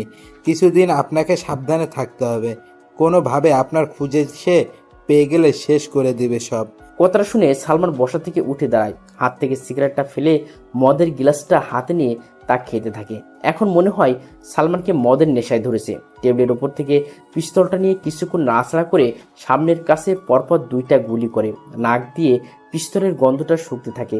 রাহাত জানে সালমান বেশি টেনশনে থাকলে এমনই কিছু করে। নেশাগ্রস্ত গলায় রাহাতকে উদ্দেশ্য করে বলে, রাফু আমার কিছু করতে পারবে না। আমি নিজ হাতে ওই রাফুকে মারবো, নয়তো আমার শান্তি হবে না। নিজ হাতে কিভাবে রাফু ভাইকে মারবেন? আমরা তো এখনো পর্যন্ত তার চেহারাও দেখতে পাইনি। তাহলে কিভাবে রাফুর কাছে যাব? সে তো অদৃশ্য মাস্তান হয়ে মিশনে বের হয়। আছে, এমনই একজন আছে যে রাফুকে অনেক কাছ থেকে দেখেছে। কে সেই ব্যক্তি যে রাফু ভাই এর মতো ভয়ানক মাস্তানের সম্মুখীন হয়েছে? রাফুর অনেক কাছের লোক, তার অতি বিশ্বাসের একটা ছেলে। আমাকে রাফুর সামনে নিয়ে যাবে। রাফু ভাইকে সামনের থেকে মারা যাবে না, পিছন থেকে মারতে হবে। কিন্তু ভাই, আমি একটা ব্যাপার বুঝতে পারছি না, সে কেনই বেইমানি করবে? টাকা টাকা পৃথিবীর সব বিশ্বাস, বন্ধুত্ব আরও যা আছে সব কিছু এই জিনিসটা দিয়ে কিনে নেওয়া যায়। আমি টাকা দিয়ে কিনে নিয়েছি তাকে। রাফুর সব খবর সে আমাকে দিবে। এটা বাম হাতের জ্বলন্ত সিগারেট। রাফি 2 প্যাকেট ব্যঞ্জন সিগারেট নেয়। 3টা ছেলেই অবাক হয়ে যায় রাফির কাণ্ড দেখে। যেখানে মানুষ টাকার জন্য 5 টাকার পাইলট সিগারেট খায়, সেখানে তো রাফি 600 টাকা দিয়ে 2 প্যাকেট ব্যঞ্জন সিগারেট নিচ্ছে। রাফি নতুন প্যাকেট একটা সিগারেট বের করে দোকানের লাইটারটা নিয়ে সিগারেটের আগুন জ্বালায়। 2টা টান দিয়ে পিছনে ফিরে তাকায় রাফি। 3টা ছেলেই লোভনীয় দৃষ্টিতে চেয়ে আসে তার দিকে। মুচকিসে রাফি প্যাকেট থেকে আরও 3টা সিগারেট বের করে ছেলে 3টার হাতে দেয়। মোটামুটি ছেলেগুলোর মুখে তৃপ্তির হাসি দেখে মিলল। ওরা যেন এই সিগারেটের আশায় রাফির দিকে চেয়েছিল। রাফি দোকান ত্যাগ করে মানুষের সাথে বেশি মিশে গেলে সম্মান কমে যায়, নিজের কোনো মূল্য থাকে না অন্যের কাছে। যার কারণেই সেই মানুষগুলো যখন তখন যে কোনো কথা লিমিট ক্রস করে বলে ফেলতে পারে। রাফি যা ভেবেছিল তাই হলো আজকে। রাস্তায় অনেক লোক হাঁটতে বের হয়েছে, কারো হাতে আছে জ্বলন্ত সিগারেট, আবার কারো হাতে দামি মোবাইল। রাফি চিন্তা করছে এই অপরূপ সৌন্দর্যের রাতে যদি নুসরাত পাশে থাকতো তাহলে কতই না ভালো হতো। কিন্তু আজ মনে হয় না সেই আশাটা পূরণ হবে। আরাফ বাইকের উপর আরাম করে বসে বসে সিগারেট ফুঁকছিল। তখনই রিফাত হাসির ছলে জোরে কথাটা বলে। আরাফ রিফাতের দিকে তাকায়, দেখে রিফাত ভার্সিটির গেটের দিকে তাকিয়ে কথাটা বলছে। হাত দিয়ে রিফাতকে সরিয়ে গেটের দিকে তাকায় সে। কালো কালারের নিউ মডেলের নতুন বাইক R50 ভার্সন 3 নিয়ে রাফি প্রবেশ করেছে। পিছন থেকে রাফিকে জড়িয়ে ধরে আছে নুসরাত। এটা দেখে অনেক রেগে যায় আরাফ, যার বই প্রকাশ করছে নিজের হাতে থাকা জ্বলন্ত সিগারেটটা জোরে চেপে ধরে আছে। রিফাত, শাওন, মাসুদ, তোরা সবাই যে হকি স্টিক, স্ট্যাম্প, জাহাজ সব নিয়ে আয়। আজকে রাফির বাচ্চাটাকে আমি শেষ করে দিব। ওর সাহস হয় কি করে আমার ভালোবাসার মানুষকে নিয়ে বাইকে করে ভার্সিটিতে আসার? রাফি আজকে অনেক চেঞ্জ হয়ে ভার্সিটিতে এসেছে। সাদা কালারের চেক শার্ট, কালো জিন্স, হাতে লেটেস্ট মডেলের ঘড়ি, পায়ে সাদা কনভার্স, চোখে স্টাইলিশ চশমা। বাইকের পিছনে তার ভালোবাসার মানুষটা বসা। মনের মধ্যে কেমন জানি আলাদা একটি ফিলিংস বসছে। রাফি বাইকটা থামায়। সামনে আরাফ আর তার বন্ধুরা হাতে স্ট্যাম্প স্টিক নিয়ে দাঁড়িয়ে আছে। রাফি আর নুসরাত বাইক থেকে নেমে দাঁড়ায়। রাফিকে কোনো কিছু বলার সুযোগ না দিয়েই আরাফ তার হাত দিয়ে শক্ত স্টিকটা দিয়ে জোরে একটা বাড়ি মারে রাফির পায়ে। রাফি ব্যথায় কুকড়ে উঠে, তবে সেটা প্রকাশ করে না, শক্ত হয়ে দাঁড়িয়ে থাকে। ঠোঁটের কোণে ঝুলেছে হতাশার ডাক, সেই হাসি। নুসরাত সামনে এগিয়ে আসবে, তার সে পারে না। রাফি হাতের ইশারায় নুসরাতকে থামিয়ে দেয়। আরাফ একটু এগিয়ে যায় রাফির দিকে। রাফির কলারটা ধরে ভার্সিটির সবার সামনে নিয়ে আসে। রাফি কিছু বলে না। আরাফ জোরে চিৎকার করে বলে, আমি নুসরাতকে পছন্দ করি, এটা এই ক্যাম্পাসের সবাই ভালো করে জানে। তাই কোনো ছেলে নুসরাতের আশেপাশে ঘেঁষে না। কিন্তু তুই সেই দুঃসাহস করেছিস। আজ আমি তোর এমন অবস্থা করব যে যা দেখে ভার্সিটির সবাই ভয় পেয়ে যাবে। আমি কি আমার কোনো ছোট ভাইকে এখানে ডাকতে পারি? বেশি সময় নিব না, জাস্ট 10 মিনিট। রাফি কথাটা বলে আরাফের উত্তরের অপেক্ষায় তাকিয়ে থাকে। কম বেশি সবাই রাফির দিকে চেয়ে আসে। রাফি যে আজকে অনেক বড় বিপদে পড়েছে, কিন্তু সাহায্য করার মতো এই ভার্সিটিতে কেউ নেই। রাফির কথাটা শুনে আরাফ হাসতে হাসতে বলে, ডাক, তুই তোর কোন বাপকে এখানে ডাকবি? আজ আমার দেওয়া শাস্তি থেকে তোরে কেউ বাঁচাতে পারবে না। রাফির প্রশ্নের উত্তর সে পেয়ে গেছে। মুচকি সে সবার থেকে একটু দূরে যে পকেট থেকে দামি মোবাইলটা বের করে কাকে যেন ফোন দেয়। 2 মিনিট কথা বলে রাফি আগের জায়গায় এসে দাঁড়ায়। আরাফ এখন 10 মিনিট সময় অপেক্ষা করবে। আরাফ হাত দিয়ে কাউকে একটা চেয়ারে আনতে পাঠায়। 4 পায়া বিশিষ্ট নীল কালারের চেয়ারে পায়ের উপর পা তুলে বসে আরাফ। 10 মিনিট অপেক্ষা করতে করতে একটা সিগারেট খাওয়া যাক। যেমন ভাবনা তেমন কাজ। আরাফ একটা সিগারেট জ্বালায়। সবাই জানে আরাফের ক্ষমতা কতটা উপরে। আরাফ নিজের হাতে থাকা ঘড়ির দিকে তাকায়। রাফির দেওয়া 10 মিনিট শেষ। যাদের হাতে ঘড়ি আছে সবাই নিজেদের ঘড়িতে সময়টা দেখে নেয়। 10 মিনিট শেষ, কিন্তু এখনো কেউ আসছে না। রাফির মোবাইলে টুইং করে একটা মেসেজ আসার শব্দ হয়। আরাফ সিগারেটটা নিচে ফেলে দেয়, বসা থেকে উঠে দাঁড়ায়, রাফির কাছে এসে বলে, নিজের হাতের ঘড়ির দিকে একটু তাকা, 10 মিনিট তো শেষ। তো ছোট ভাই কি আসবে না তোকে বাঁচাতে? রাফির সময় দেখতে হয় না, সে নিজের সময়কে নিজের অস্তিত্বে ঘোরায়। ছোট ভাই তো কখন এসে বসে আছে, কিন্তু তোরা কখন অ্যাকশন শুরু করবি সেটার অপেক্ষায় বসে আছে। রাফির কথা শুনে উপস্থিত সবাই ক্যাম্পাসের গেটের দিকে তাকায়, কিন্তু কাউকে আসতে দেখতে পারছে না। তাহলে কি রাফি মিথ্যা কথা বলছে? কিন্তু এখনো মিথ্যা বলে লাভ কি? বড় কোনো ধরনের সমস্যা এখানে আজ হবেই। কোথায় তো ছোট ভাই, আমি দেখতে পারছি না কেন? নাকি আমার ভয় লেজ গুটিয়ে পালিয়েছে? রাফি কখন কাউকে মিথ্যা কথা বলে না, এটা তার পছন্দ না। আমি একবার যখন বলেছি তখন তো নিশ্চয়ই আমার ছোট ভাই এসেছে, কিন্তু সে সবার চোখের আড়ালে। তোর দেখি অনেক মুখ ফুটছে। এতদিন দেখতাম ভার্সিটিতে বোকার মতো আসতি, এখন মেয়ে বেয়ে নিজেকে পুরো চেঞ্জ। ভালো, বেশ ভালো। তোর এই পরিবর্তনটা আমার কাছে খুব ভালো লেগেছে। আমি নিজেকে পরিবর্তন করছি ঠিকই, কিন্তু সেটা কোনো মেয়ের জন্য নয়। তোর এত সাহস আসে কোথা থেকে সেটা আমি বুঝতে পারছি না। সাহস ছোট থেকেই আমার। আজ নুসরাতের ভালোবাসার জোরটা একটু বেশি। আজ ভালোবাসা তোর মুখ থেকে আমি চিরতরে শেষ করে দেব, আর কখনো নুসরাতের দিকে তাকার সাহসও পাবি না তুই। কথাটা বলে আরাফ নিজের ডান পাটা দিয়ে রাফির বুকে জোরে লাথি মারে। রাফি একটু দূরে ছিটকে পড়ে। রাফি নিচ থেকে উঠে যায়। আরাফ যে রাফির মুখের পাশে সজোরে কিল মারে। আরাফ এত জোরে মারে যে যার কারণে রাফির ঠোঁট কেটে গল গল করে রক্ত বেরোতে থাকে। রাফি ডান হাত দিয়ে ঠোঁটের কাছ থেকে রক্তটা নিয়ে দেখে উচ্চ কণ্ঠে হাসতে থাকে। আরাফ বোকা বনে যায়। একটা ছেলে ঠোঁট ফেটে রক্ত বেরোচ্ছে, সেটা দেখেও সে কিভাবে হাসতে পারে? রাফি কি পাগল হয়ে গেছে, নাকি কেউ কিছু বুঝতে পারছে না? রিফাত পিছন থেকে রাফির কাছে যেয়ে দাঁড়ায়। হাতে থাকা স্ট্যাম্পটা রাফিকে বাড়ি মারবে, তখনই কোথা থেকে একটা স্নাইপের বুলেট এসে রিফাতের ডান পায়ে লাগে। রিফাত নিচে পড়ে যায়। ব্যথায় তার অবস্থা খারাপ, পা থেকে রক্ত পড়তে থাকে। সে নিচে বসে বসে 2 হাত দিয়ে রক্ত বন্ধ করার বিতার চেষ্টা করে। রাফি শব্দ করে হাসে। এই হাসিটা যেন আরাফের পছন্দ হয় না। রাফির হাসি তার কাছে বিষের মতো মনে হচ্ছে। সাবধানতা বজায় রেখে আরাফ ডান হাতে স্টিকটা নিয়ে রাফির দিকে এগিয়ে যায় মারার জন্য, কিন্তু সেটা আর পারে না। আরাফ এর আগেই গরম একটা বুলেট এসে আরাফের ডান হাতে লাগে। তার হাত থেকে শক্ত স্টিকটা নিচে পড়ে যায়। বাম হাত দিয়ে ডান হাতের ওপর চেপে ধরে, কিন্তু এই ব্যথা যেন একটু কমায় না। এখন যদি মৃত্যু হয়ে যেত তাহলে ভালো হতো। এই অসমাপ্ত ব্যথা সহ্য করার মতো না। আরাবদের এই করুণ অবস্থা দেখে পিছনে হাতে স্টিক নিয়ে দাঁড়িয়ে থাকা 2টা ছেলে দৌড়ে পালিয়ে যায়। উপস্থিত কেউ বুঝতে পারছে না কোথা থেকে সাইলেন্সার লাগানো বুলেট এসে লাগছে আরাবদের শরীরে। সবাই অধীর আগ্রহ নিয়ে দেখে যাচ্ছে। রাফি চেয়ারটা টেনে বসে, একটা সিগারেট জ্বালায় সে। পরিবেশটা এখন শান্ত, তবে কিছুক্ষণ পর কি হবে জানা নেই কারো। সবার কাছে রাফিকে কেমন যেন অচেনা লাগছে। কেউ কখনো রাফির এমন অবাক কারো কাণ্ড দেখেনি। রাফির সিগারেট বিষাক্ত ধোঁয়াগুলো উপরের দিকে ছাড়তে ছাড়তে বলে, আরাফ কেমন লাগলো আমার শেষ খেলাটা? এতক্ষণ ধরে আমি তোকে কিছু বলিনি, এর মানে এই না যে আমি বোকা, আমি কিছু বলতে পারবো না। আমি শত্রুকে মারতে একটু টাইম নিই না, দেখতে চাই শত্রু আমার প্রতি কতটা কঠোর হতে পারে। তার বাচ্চা, তোকে আমি দেখে নেব। তুই আমাকে চিনিস না, আমি কে, কি আমার ক্ষমতা, এই সম্পর্কে তোর কোনো ধারণা নেই। আমি নিজেই নিজের ক্ষমতা সম্পর্কে ধারণা নেই, আবার তোর ক্ষমতা সম্পর্কে কি জানবো আমি? রাস্তার পাতি কুকুরগুলো একটু বেশি চিল্লায়, আর সিংহের একটাই গর্জন যথেষ্ট শহরটা কাঁপানোর জন্য। পেছন থেকে গুলি করে কে? নিশ্চয়ই তো ছোট ভাই, সাহস থাকলে বল সামনে আসতে, দেখি কার কত দম।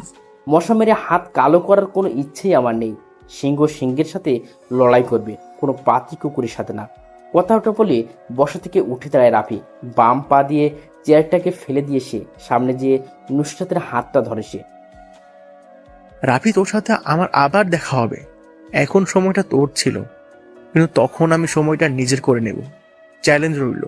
আরাফের কথা শুনে রাফি মাথাটা বাঁকা করে জোরে জোরে বলে, দাওয়াত রইল আমার নির্বিচ্ছিন্ন শহরে। নিজের শহরে ডেকে এনে ভালো খাতিরদারি করব। রাফি কথাটা বলে সেখানে আর দাঁড়ায় না। নুসরাতকে বাইকের পিছনে বসিয়ে রওনা দেয় তাদের গন্তব্যে। রাত 12টা কিংবা 1টা হবে। বাইরে মুষলধারে বৃষ্টি পড়ছে। শহরটা এই বৃষ্টিতে ভিজতে ভিজতে পরিষ্কার হয়ে যাচ্ছে। কিন্তু এই শহরের কিছু মানুষের মন এখনো পরিষ্কার হয়নি। ভিতরে রয়ে গেছে অহংকার, হিংসা, মিথ্যে, আরও কত কিছু। মিরপুরের এই রাস্তাটা আজ বড্ড ফাঁকা, কোথাও কোনো মানুষের আনাগোনা নেই। নিস্তব্ধতা হয়ে গেছে ব্যস্ত শহরটা। দূর থেকে ল্যাম্পপোস্টের আলো স্পষ্ট দেখা যাচ্ছে মিরপুরের এই নীরব রাস্তায় একদল লোক দাঁড়িয়ে আছে। পরনে সবার রেনকোট, কারো রেনকোট কালো কালারের, আবার কারো হলুদ। কেন তারা এভাবে বৃষ্টির দিকে রাস্তায় দাঁড়িয়েছে? কি তাদের উদ্দেশ্য? রাফি আজকে রাতে মিশনের জন্য প্রস্তুত হয়ে গেছে। কালো কালারের পরিচিত রেনকোটটা পরে বাইকটা স্টার্ট দেয়। আজকে বাইরে অনেক বৃষ্টি, রাস্তাটা পুরো ফাঁকা। নিজের মা বাবা মায়ের মৃত্যুর প্রতিশোধে সালমানের মৃত্যু ঘোষণা করতে যাচ্ছে রাফি। সন্ধ্যা থেকে রাফি টনিকে দেখছে না, যার কারণে একাই মিশনে বের হয় রাফি। মিরপুরের স্টেডিয়ামের পাশের রাস্তায় এসে বাইকটা থামায় রাফি। সামনে অনেকগুলো লোক রেনকোট পরে দাঁড়িয়ে আছে। তাদের মধ্যে থেকে চেয়ারে বসে থাকা লোকটাই সালমান। সেটা বুঝতে রাফি কোনো অসুবিধা হলো না। রাফি সামনের দিকে এগিয়ে যায়। সালমানের সামনে একটা চেয়ার খালি পড়ে আছে। রাফি যেয়ে সেটাতে পায়ের উপর পা তুলে বসে। সালমান এতক্ষণ রাফির জন্য অপেক্ষা করছিল। বৃষ্টির আমেজটা কমে আসছে, কিন্তু জোরে বেগে হাওয়াটা থামার নামই নিচ্ছে না। গাছ থেকে পানি পড়ার টুইটুম্বুর আওয়াজটা এখনো পরিবেশটাকে আরও রহস্যময় করে তুলেছে। দুজনের মধ্যে নীরবতা বিরাজ করেছে, কিন্তু এই সময় নীরবতা যেন শুভ পাচ্ছে না। আমার সামনে এখন বসে আছে বাংলাদেশের সবচেয়ে বড় মাফিয়া লিডার রাফু ভাই। একটা শহর কাঁপাতে যার নিজের নাম তাই যথেষ্ট। সে কেন আমাকে মারার জন্য এত গেম খেলছে সেটাই বুঝতে পারছি না। কি কারণে আমি তো শত্রু হয়ে গেছি? আমি কাউকে মারার আগে বলি না কি কারণে তাকে মেরেছি। রাফু ভাই, কোথায় আপনার সৈন্যদল? আমার পিছনে তাকিয়ে দেখেন, কত সৈন্য দাঁড়িয়ে আছে আমাকে রক্ষা করার জন্য। আপনি একা তো আমাকে মেরে এখান থেকে চলে যেতে পারবেন না। তোকে পাহারা দেওয়ার জন্য এত পালাকুত্তার প্রয়োজন হয়, কিন্তু আমার কাউকে প্রয়োজন হয় না। আমি একাই 100।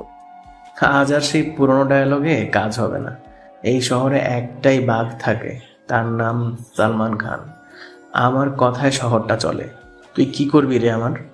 ছোট একটা শহর তোর কথায় চলে, কিন্তু আমার কথায় পুরো দেশের মাফিয়া পুলাপান চলে।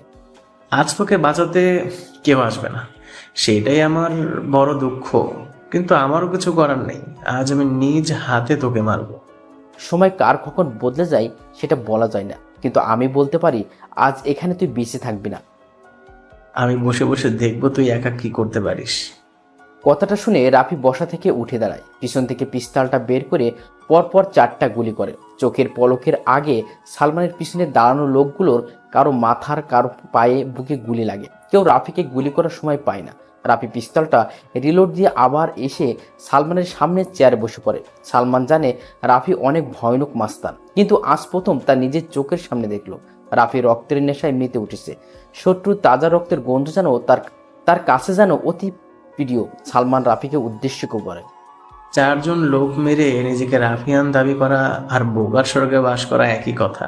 পিছনে ফিরে তাকিয়ে দেখ, আর মাত্র 2 জন লোক আছে, কেউ বেঁচে নেই। রাফির কথা শুনে সালমান পিছনে ফিরে তাকায়, দেখে 2 জন ছেলে বাদে কেউ বেঁচে নাই, সবাই নিচে পড়ে আছে। তাদের নিথর দেহ দেখে সালমান ভয় পেয়ে যায়, কিন্তু রাফির সামনে তা প্রকাশ করছে না। সালমান মুস্কি হেসে নিজেকে স্বাভাবিক করে নেয়। রাফি একটু অবাক হয় সালমানের এমন মুস্কি হাসি দেখে।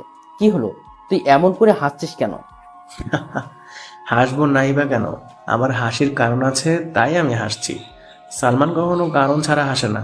সালমানের রহস্যময় কথাটা রাফির সহ্য হয় না। পিস্তলটা পিছনের দিকে তাক করে পরপর 2টো গুলি করে পিছনে 2টা ছেলেও পিস্তলা ভেজা রাস্তার উপর পড়ে যায়। সালমান আরও জোরে জোরে হাসতে থাকে। রাফি যে সালমানের রেনকোটের কলার ধরে বলতে থাকে, শেষ তোর পালা কুকুরগুলো সব মরে রাস্তায় পড়ে আছে, পিছনে তাকিয়ে দেখে নে, তোকে এখনই শেষ করে দেবো আমি। চালাগুলি, দেখি কেমন বুকের পাটা তোর।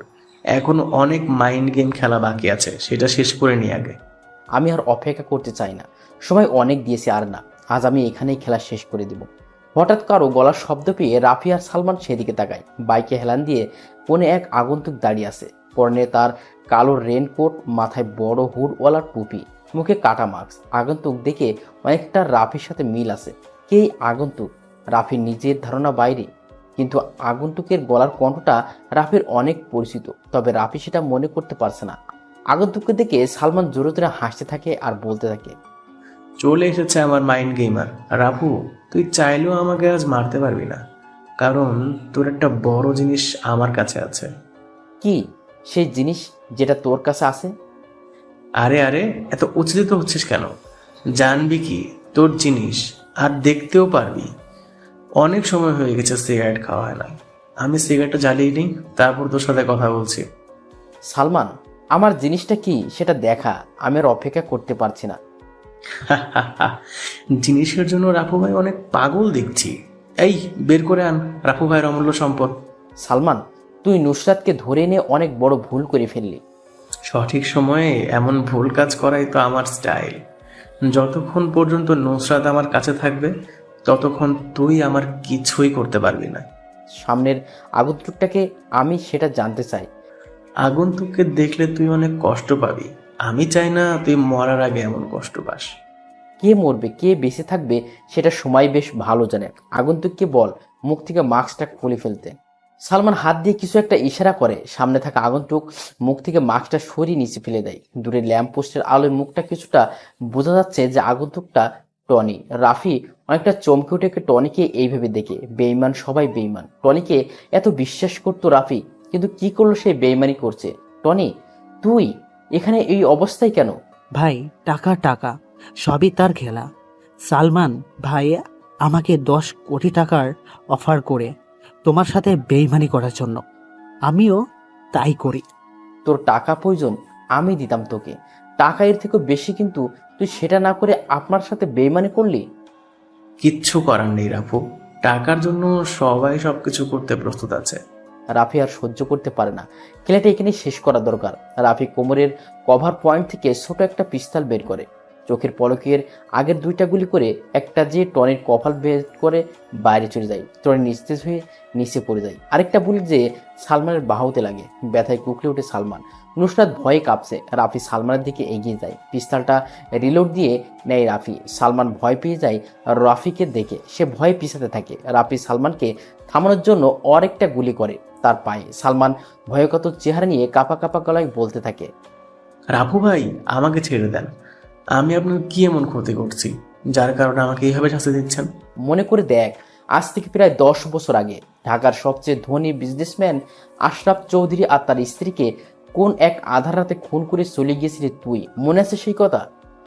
না ভাই, আমি তো তেমন কোনো খুন করিনি। মিথ্যা কথা আমার একটু সহ্য হয় না। তুই সত্যি কথা বল, বেঁচে যাবি। হ্যাঁ হ্যাঁ ভাই, আমি নিজেই খুন করেছি। কিন্তু সেই 10 বছর আগের ঘটনার সাথে আপনার কি সম্পর্ক? সম্পর্কটা খুব গভীর। সেই আশরাফ চৌধুরীর ছেলে আমি। দেখ, ভালো করে দেখ, আমাকে চিনতে পেরেছিস কিনা। রাফি মুখ থেকে মাস্কটা খুলে ফেলে দেয়।